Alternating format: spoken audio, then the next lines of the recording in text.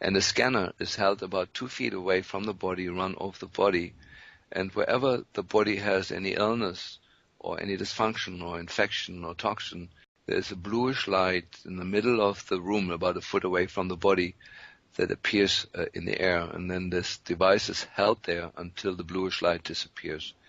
I've personally observed treatments of terminal cancer. Terminal cancer takes about 10 sessions. Lyme disease takes about 6 sessions, and everything else takes less. The session is about 20 minutes. It's done every other day. These instruments are already out there, so we're already living in this time. It's not like something that's going to, and this is approved by the German authorities, by the German equivalent of the FDA. So this treatment, you observe this treatment in Germany or the U.S.? I observed it in Germany. Okay. Yeah, no, it will not be allowed here in the U.S. Okay. Not for a while. But what I'm saying, there's other countries, where the application of energy medicine is already in full swing, approved by the authorities there, and there's an increasing number of practitioners turning towards those tools. In America, with a master's in biochemistry, there's no other country, I think, that has that much knowledge and that's much accumulated knowledge and science in biochemistry as the U.S. has. But we also got stuck in that, forgetting to look over the rim of our bowl and seeing that there's a whole other types of medicine practice in other countries, and they are becoming increasingly effective. I'm not exaggerating. I saw interviewed in the waiting room of 2 physicians that use this Russian equipment. I interviewed 20 patients that had terminal cancer when they entered the treatment, and 18 of them were considered cured. This weren't 5-year cures, but they were cures several months after the treatment. They had all the MRI scans done, all the cancer markers done, and was absolutely clean bodies, completely negative after just a few treatments. We've never seen anything like that here. So yes, energy medicine is coming, and it's maybe not coming in the U.S. Very fast because we have so many special interest groups here, and as you know, the FDA has become a policing arm for the pharmaceutical industry, repressing any other method or tool that comes along in very vicious and violent ways. But, the rest of the world, as it is moving ahead, there is international competition, and eventually we're going to be forced to open up to energy medicine, whether we want to or not. Well, I sure hope so. But it would seem to me that the expertise that the United States has achieved in biochemistry isn't necessarily a result of a prejudice or a bias, but collectively, we've got about a half a dozen multinational corporations of these drug companies that are earning corporate profits that are well in excess of $500 billion a year. There's $600 billion they're earning every year, and that provides a lot of influence. And politically and in the medical professions, and we're both familiar with that, and certainly many of the listeners are. So I guess part of the question relates to on a pragmatic level, this type of opposition from the self-interest of the drug companies. What type of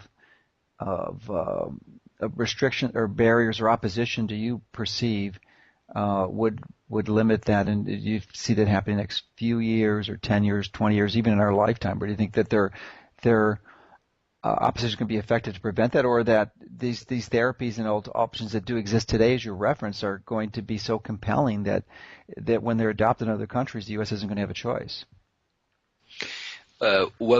There's 2 aspects. One aspect that I'm personally aware of in a rather painful way is that there was an attorney firm hired here on behalf of Big Pharma to go after energy medicine in the U.S. and is one of their key pieces to create a lot of intimidation in this field. They arrested in jail last year a 71-year-old couple here in Seattle that were helping people by treating them with the Rife technology.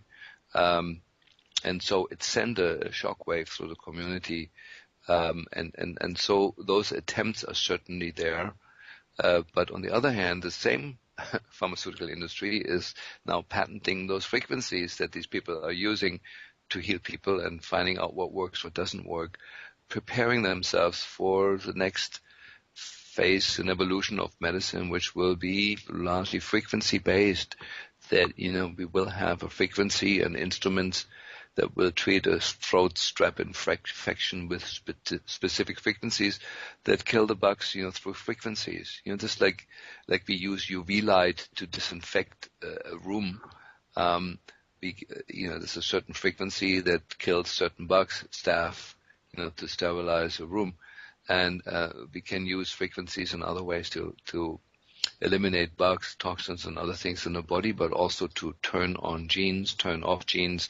That will all be coming, and there just will be enough international pressure that we in the U.S. will also move along with that, when the time comes, when there's too much success on the other side. It's the same like with the car industry. Just to give that example, sort of the car industry in the U.S. was completely asleep, for decades until the Japanese cars and the German cars were taking it all over. And then somebody in there made the decision, okay, now let's catch up and build decent cars for these people also. And there was just always that lag time. Mm-hmm. And it's going to be the same. It's going to be the same in our field. And hopefully Big Pharma is not going to be too vicious to us small people here that are pioneering sort of the way out of the use of pharmaceuticals into the field of using physics rather than biochemistry, not for everything, but for a lot of applications. Sure. Well, it's interesting and exciting to see that come in, and our site and your work certainly is helping to accelerate and catalyze that process. But one of the reasons I started the site is to decrease that lag time between the incidents, the time that is actually learned and discovered by the researchers or the clinicians, and widely adopted or accepted by the traditional medical community, to decrease that time from decades down to years or months even. And I think we've been successful in many cases, but certainly we've got a long way to go. Now, the benefit of, I guess, learning this material is that you don't have to wait until it's widely adopted. Right now I think we're in the Schopenhauer has those principles. He was a German philosopher from a few hundred years ago, of course, that said that that says all truth goes through three different stages. First, it's violently opposed. Well, that's the second stage, but the second stage is violently opposed, and then it's widely adopted as truth. So we're probably in the second stage now.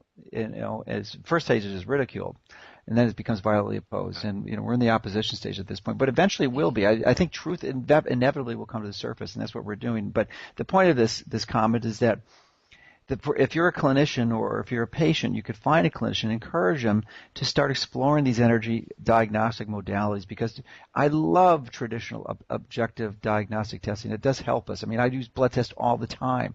I mean, it's a really solid test, and it's not an either or. I mean, and I've taken friends to your clinic, and you do both of the things. It's not just use one or the other. Use both, but to not utilize the energetic diagnostic component, and for everyone listening, we've been doing this in our clinic for over a dozen years. I mean, any patient who comes to our clinic, we use this energy diagnostic intervention, and you could use it with instruments. We happen to use Dr. Klinghardt's autonomic response testing, or ART, because we found it to be consistently useful and help us identify areas and issues and prioritize things, because you could have a dozen things going wrong with you, but if you don't know the sequence and the order to address it, I mean, do you take out your mercury fillings first? Do you address the wheat allergy? Do you address some lead toxicity? So these are all things that you can prioritize with energy diagnostics.